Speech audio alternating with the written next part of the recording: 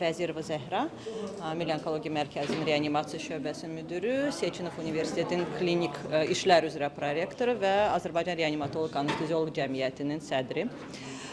Həqiqətən bizim üçün bu çox önəmli bir gündür ki, biz burada yığışmışıq və mən də deyərdim çox simvolikdir ki, burada Azərbaycanda ilk dəfə kadavr donordan transplantasiya olunan, həyata keçirilən bir klinikada toplaşırıq. Əlbəttə ki, bu çox çətin, uzun, amma uğurlu bir yoldur.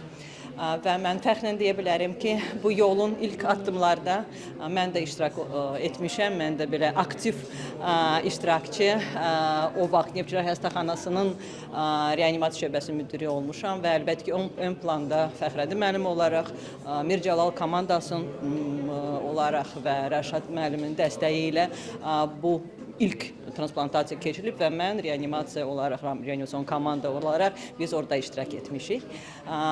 Həqiqətən fəxr edirəm bundan. Çoxlu işlər görülüb və bu yolun, bu nöqtədən baxanda, bu yolun o tərəfə baxırıqsa, bu yolun nəticələri bizim təcrübəmizi bugün müzakirə edəcək və ən əsası odur ki, gələcəyə də bizim işlərimiz çoxdur, hələ ki çoxlu işlər görünməlidir və ən əsası odur ki, biz insanlara həyata qaytarmaq, onlara ikinci şans verməyə kömək eləyək. Əsas bizim məqsədimiz və hədəfimiz budur.